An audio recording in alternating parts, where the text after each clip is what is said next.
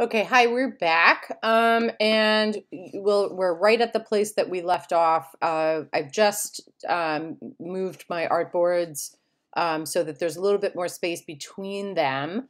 Um, and you'll notice I'm still on my artboard tool here, right? So I don't want to be on that because I don't want to create any more artboards or anything like that. So I should get in the habit of immediately going back up to my selection tool right here. If we hover over, you'll see the name of this tool should come up or not. Oh no, that's because I'm on QuickTime Player. Okay, so yeah, so if I hover over here, you'll see this is the selection tool. It's that first tool. It's very, very important. It's a tool you'll be probably using the most out of any of these tools in the toolbar here. So just click on it, right? And now you're not going to be messing or creating with any, creating any more artboards or messing with the ones that we have already. Okay.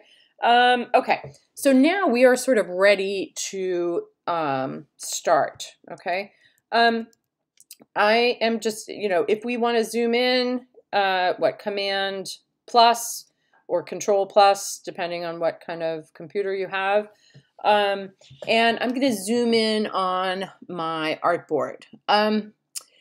So the first thing, so basically this is essentially like a sheet of your illustration board, right? It's 20 inches across, it's 15 inches high. So that's sort of a good choice because we don't, as long as everything is fitting into the boundaries of this artboard, we can kind of safely know that it is going to, it should cut just fine on our sheet of illustration board when we put it into the laser cutter. Okay, I know the laser cutter bed is a bigger surface, but we're limited in terms of the sheets that you purchased. Okay, so we want to make sure that we don't go outside of our boundaries here, and that we probably want to leave a little bit of space, right, around all sides, just to be on sort of the safe side. Not too much, maybe 1/8 of an inch, 1/4 inch, or something like that.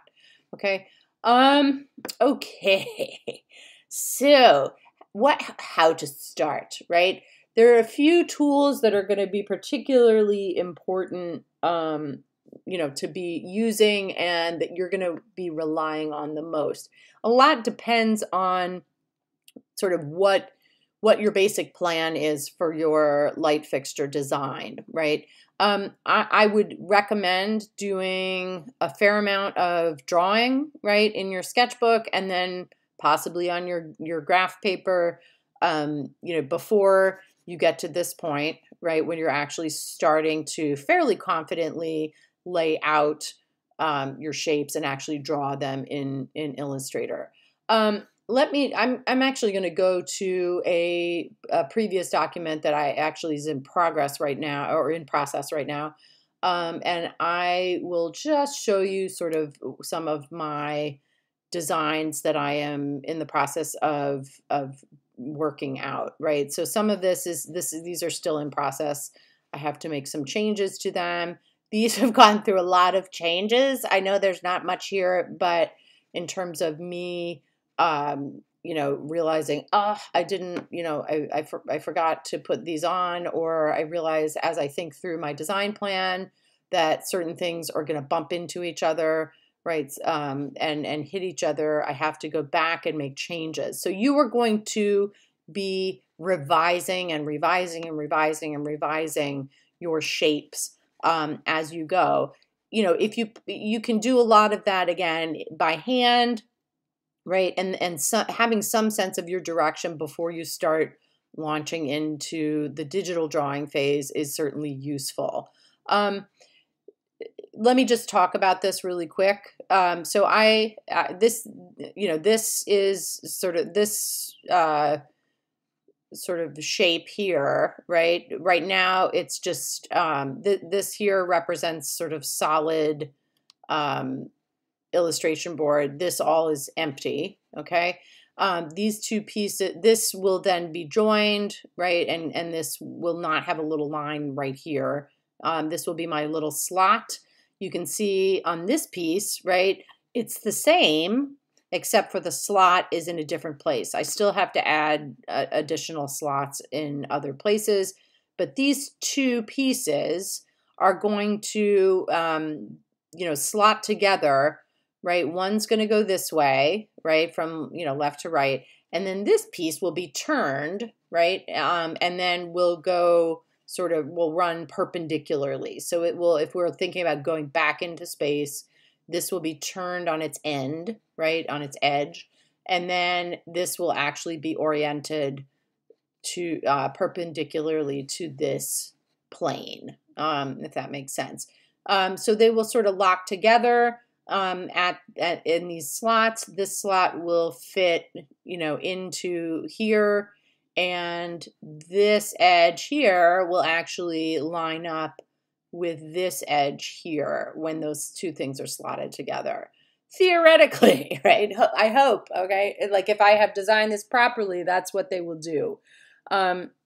So there is a lot of sort of thinking, three-dimensional thinking that you need to do in order to make sure that the parts will, in fact, fit together in the way that you, hope that they will, right? Sometimes you realize, oh, God, I didn't think that through properly. At one point, I had my slots like in the totally wrong place, right? I think that was with these guys over here, and where the slots were originally located on these pieces. I still need to add these. I still need to add sort of slots to these sides, and actually these sides as well down in here. I'm gonna, these pieces, right? All this stuff here should be solid illustration board. This whole area in here will be empty. These will actually go this way, right? And, slot together, but running in the opposite direction, right? Through, the structure. So we'll see,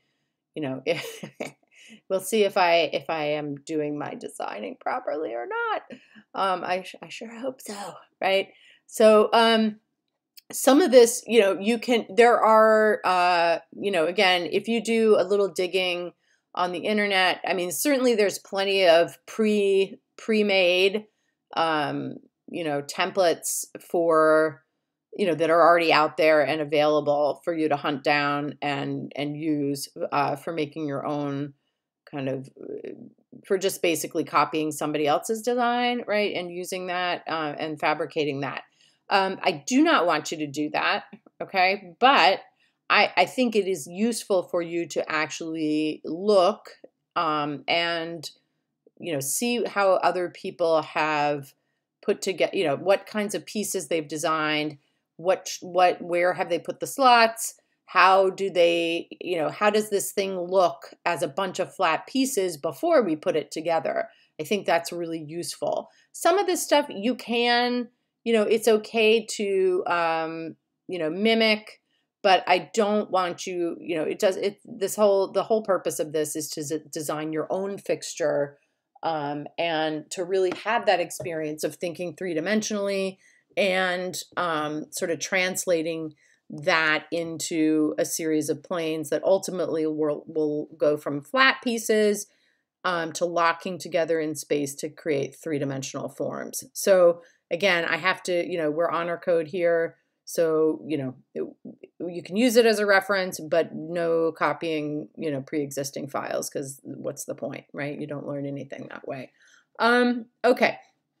So let's go back. I want to show you the basics of what shape, what different tools I use to create those shapes. The big one, right, for me, and again, if you're not an illustrator, if you've never used Illustrator before, or you haven't used it that much, depending on your comfort level, you're going to want to stick to fairly basic forms. You don't have to do forms that are curvy, although you certainly can. I ended up just going ahead and using the rectangle tool, right, to make those two sort of I don't know what you would call them, but the main section of my lamp, right? The standing structure, I guess. So I use if you go here is the shape tool. If you can see right now, it's set at the rectangle tool. If I click and hold down, you'll see this flyout menu appear, and here there's different types of tools that are, again, these preset tools. If you want to make circles, you go to the ellipse tool, right? Because a circle is a particular type of ellipse. If you want to make a triangle, the polygon tool is what you want to do, and you will just plug in, 3 sides to your number of sides option there. Where I'm going to use the rectangle tool. I can either draw out my own rectangle, right, like this at any dimension, or I'm going to delete this. Anytime we want to get rid of something or step back in our steps, right? Command or Control Z, okay? So that way that gets rid of that, right? Or I can just go delete. Okay, so if the other option for using your rectangle tool, which is what I did, is I'm just going to click once on the screen and not move this. That way I get to actually put in my dimensions, right, that I want for my my rectangle. The first one, or in this case, I think I used squares and connected them together, which I'll show you in a minute. So the first, I think I did a 5 inches. I'm going to think about the overall size of my lamp structure that I want to, build. And that's going to be really important, and that's obviously going to determine the dimensions of your shapes. Okay. So 5 inches by 5 inches for the middle rectangle is fine, right? This is going to be a fairly small lamp. So I'm going to go, okay. And that's what I get right here. The next one, oh God, what did I do for the other one? I think I did, so what I did is I brought together 3 rectangles, right? So I had this square in the middle, and then another rectangle and another rectangle. I think I did 3 squares, but I can't remember, to tell you the truth. So the next one, I'm going to just click, and I'm going to do 3 inches by 3 inches and go, okay. And I am going to then sit this right on top of here. Notice you will see these purple highlighted lines show up, right? These are really important. These are my smart guides, right? This tells me when I have everything centered, right? If we follow that vertical line straight down, you'll see that intersects with the center of the lower square, which is super helpful. And it tells me that the bottom edge of these 2 shapes have intersected, which is also useful. Okay. If I want to copy this, which I do, I'm going to go copy, Command or Control C, and then Command or Control V for pasting. Okay. This pasted right on top, I believe. Hold on. So no, maybe it did not. Hold on. Okay. So this was a little wonky. All right, this can tell us, I'm just going to move this off for right now because it's the smart. Let's do this again. Okay, intersect. We want the center. Right, we want the center point. There we go. Okay, that's fine. And then this one then can come back in, and I can know that it's intersecting with the center of the other one directly across. So that really helps me a great deal with the alignment, right? I know that this edge is level, right, with this edge. This center is sort of flush or leveled up, etc. Okay? And then this line is intersected with this other line. So it's all sort of the same now. Symmetrical, right? Right now, I have 3 shapes. I want, though, to sort of join them And then I want to essentially cut out, you know, have this middle that I will then cut out of this. How do I do that? I'm going to use a tool called the Shape Builder tool, right? You'll see it right here. I think it's going to be in your default, you know, toolbar right here. If it's not, I can show you, you know, how to get it there. But it's like these two shapes with the line in between and the little arrow, okay? So right now, though, before I use that, I'm going to stay on my selection tool. I'm going to just what I call rubber band selecting all three shapes. So I just, you know, I'm here, I'm somewhere outside of these shapes. I click down and I click down and I drag out my mouse so that I sort of, you know, essentially put a rubber band around all three shapes, and then I release, and that selects all of these. I then am going to click on my Shape Builder tool here, okay, and you can see, all of a sudden, right, this kind of weird gray stuff shows up. So I am essentially just going to click down and draw as I'm click and hold, right, and then click, hold, and drag, right, all through the dividing lines of these shapes. Okay, so here, click down in the gray, I just draw this line all the way through, and then I release. Okay, and so now this has all become one single shape. Okay, and then I can go back up to my selection tool, right, and there I am.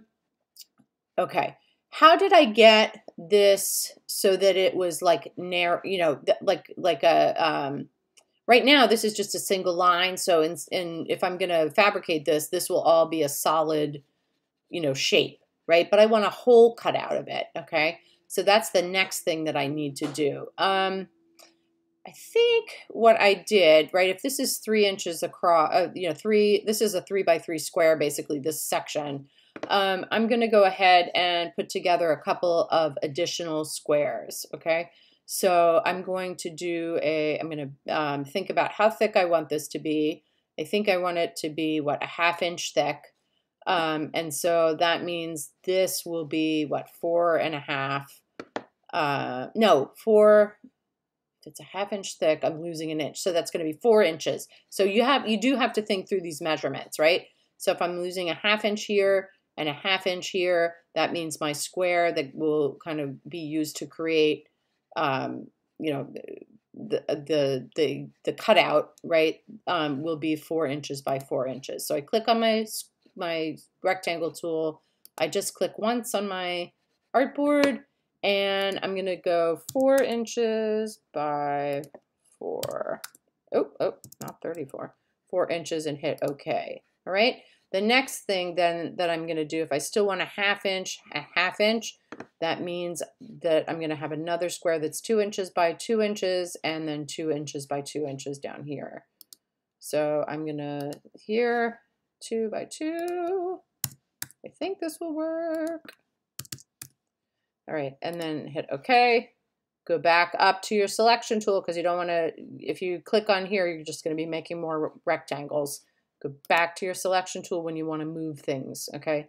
Click on the path, all right? And then you can move things, okay? I'm going to put this out here. I'm going to copy it. I'm going to paste it. I'm going to drag this here first and intersect it. I hope this works. Sometimes with the proportions, it is weird, so this might not work. But we'll try, okay? So... all right, so now, right, if I want, like right now, I don't want to group these, or I don't want to make these all one shape until I know that they're actually going to fit in the way that I think they are, and they actually may not. So I think I'm going to have this as a rectangle, like an elongated rectangle. So I'm just, right now, I'm just going to go ahead and do that again, rubber band selection, right, where I go around this, and then I have to select on a path and then click down and drag this whole thing over here. Oh, yeah. So you can see, right, that this is way, way off. Oh, Lisa. Okay, so here, we do want this all, okay, we do want this to be centered, right? And it looks like it is centered in that rectangle. So we can let this go. The good thing about this is we haven't actually linked any of these yet. Okay, so what we can simply do now is just select on this top shape, this top square, and I can go ahead up here and go up, right, some more. Let's see. So this is a 1/2 inch lower, right? So I'm just trying to think. So this length right here, right, is essentially, this is 3.5, okay? And so I'm gonna have to put this up to, I think 3.5 actually. Is that right? No, 3. It's gonna be 3 in order for there to be a 1/2, right? This will be a 1/2 inch, right? Because that's, this total length is 3.5.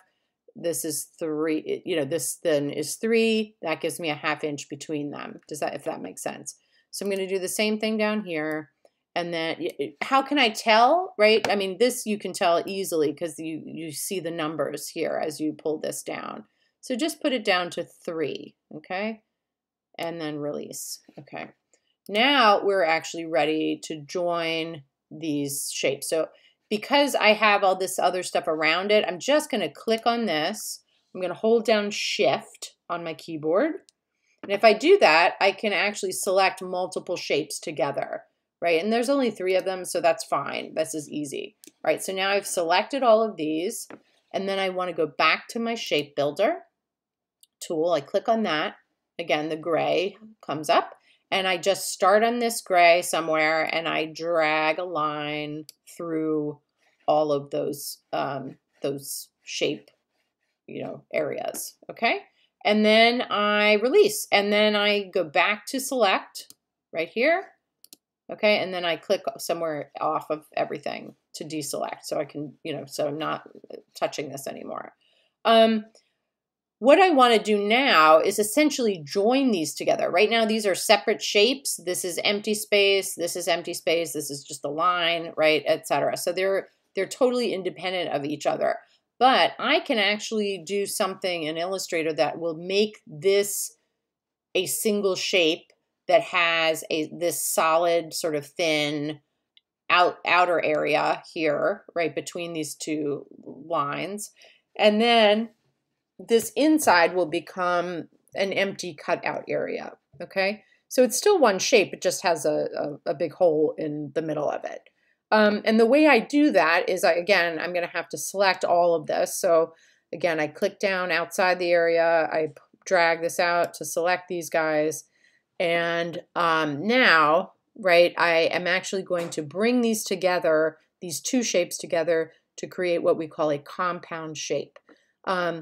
I am going to go up to my object menu, right? Everything I make on Illustrator, shapes, lines, brush marks, you know, anything that I make on here, any mark that I make is an object, okay? And so most of the time, the things, you know, the menu that for commands that you are going to go to the most in Illustrator is the object menu. And that's up at the top right here, object. And I'm going to click down on it. And what I'm going to do is I'm actually going to, think about it, I'm bringing these 2 shapes together to create one shape. So I'm actually, this helps me, it's a little trick, right? If we did that with words, right? If we bring 2 words together to create a single word, what is that called? That's called a compound word, right? And so this, similarly, right, this is a compound path is what we use to bring these 2 shapes together. Okay, so I'm going to go to compound path all the way towards the bottom, and then I'm going to go make. All right, and it looks like nothing happens, right? But, right, you can see if I actually decided to go ahead and fill that, right, then this is actually my shape now, everything that's black. I'm going to go back and undo that. So now if I click on any part of this, I can move this around, right? This is now a single shape, right? This is sort of the solid area, and this is the empty area, okay? All right, let's just, so we can get into, you know, the slots and all that stuff, and we'll probably talk about that mostly in class. The important thing now that I want to talk about is proper preparation. Let's say that I've done all of my shapes that I need for my light fixture, and I want to, again, make sure I have all the quote-unquote language of these shapes adjusted so that the laser cutter will read all of my shapes and cut them out exactly as I want to, or follow my instructions basically through, you know, through what I have done on this surface. I want to make sure, and again, Eric had said this, I think, to both groups, right, both sections. Your lines, right, these lines need to be a certain stroke width. If we go up here, and this is why I like Essentials Classic, if we go up here, you'll see stroke, right? And you'll see 1 point, right? This is the stroke weight, or a stroke width, I guess. Either one. Stroke weight, right, is 1 point right now, okay? If we click on that, you'll see the stroke weight is 1 point. And we do not want that, okay? That is going to be that the laser cutter will not read that and will have no idea and will just sit there and do nothing, okay? So the proper stroke weight for this is going to be 0.1, okay? So you're going to just put a period before it and 0.1, okay? And then don't forget to hit return. Okay, if we click off of that, whoa, right? That's very difficult to see, okay? So when you're making these shapes, I would suggest probably making them, I mean, you can go ahead and make them in a different stroke weight, you know, and then just change everything at the end, select everything and change it to, you know, 0.1 stroke weight. That's absolutely essential. The other thing that's essential, remember he talked about, is color, right, of the lines. We are in RGB color mode, which is great. That's what we should be in.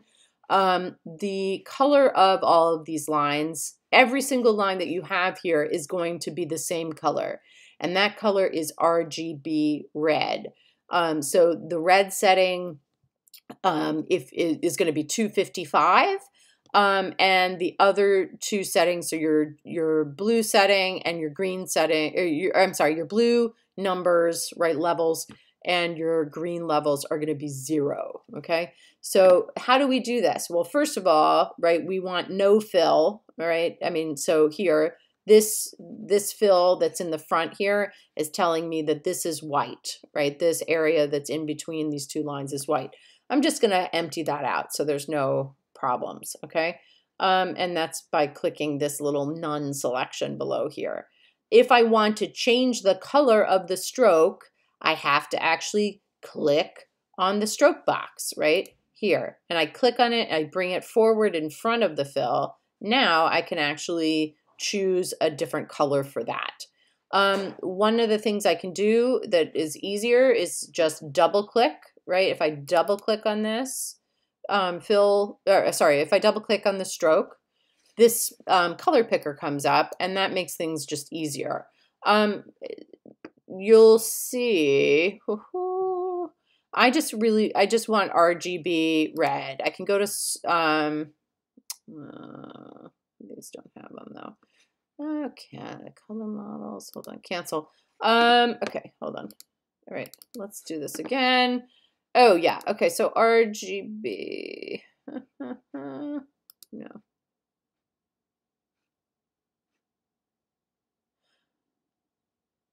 So we should be okay, actually. I'm not sure why this, did I not?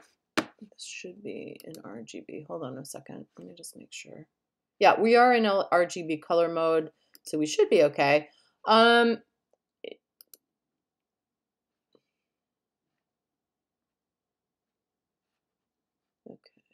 that's fine. So let's just, sorry, I mean, there's different ways to get here. So if we are going here, we can pick an R value here, right? I mean, so this is CMYK values. These are your RGB values. And this should be fine to just manually input these. So your R value, red, is going to be 255. That's the maximum it can be. Your green value, you'll see that here, right? Your green value has to be 0. Your blue value has to be 0, okay? And then you can hit OK, okay?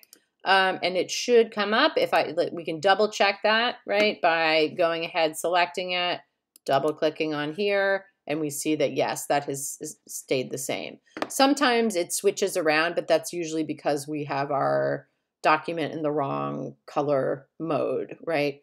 So we're good to go here. So this is value, you're gonna, again, double click on the stroke, bring up the color picker, enter 255 for your red value right here, 0 for your green value, 0 for your blue value. Don't do anything to these, CMYK numbers at all, okay? And just go, okay. So this, if we zoom in, right, is properly prepared. So if I then go ahead and take this file to the laser cutter and I open it and I follow all the instructions, on the laser cutter, I put my illustration board in and I push start, right, when I'm able to, this actually will cut out, right? So the laser cutter is going to come along and cut along the red lines, right, here. And then it's going to cut along this line here too. This will fall out, this center shape. And then this remaining shape here, right, will also fall out of the bigger board. This is the shape we want. Okay, so that's what we want to happen. I hope that makes sense. And, we will talk about some of the other tools that you can use. There's the pen tool here. And, the pen and the shape tool can be used together. So there's a whole variety of things that you can do, in terms of, building these shapes. Okay. Another important thing to know, and I'm just gonna, draw this out here for you, but I'm not gonna use red. I'm gonna use black right here for this. Yeah. So here, right? Oh, and I'm probably gonna the slot. Oh, you know what? Slot width, right? The slot width.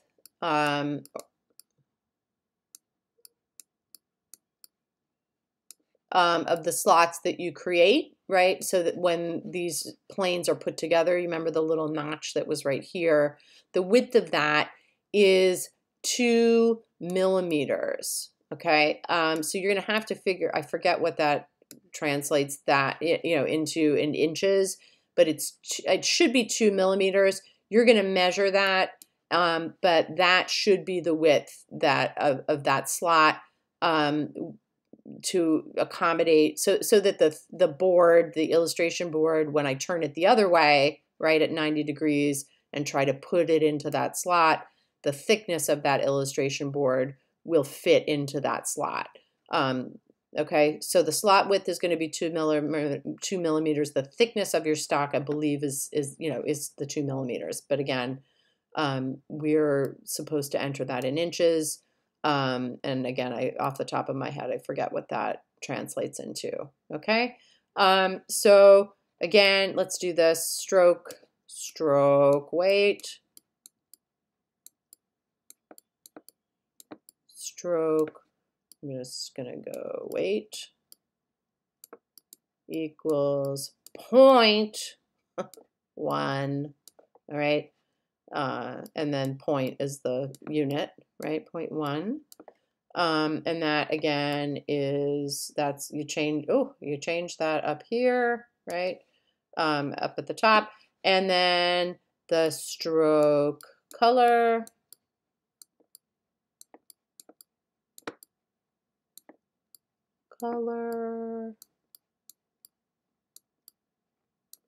equals RGB. Whoa, sorry about that. RGB red. And again, that is the R value, right, is 255. That's again the maximum that any of those values can go. G is 0, B is 0. All right. So that is it for this video. I hope this is helpful, and I will probably be back with more eventually. Okay.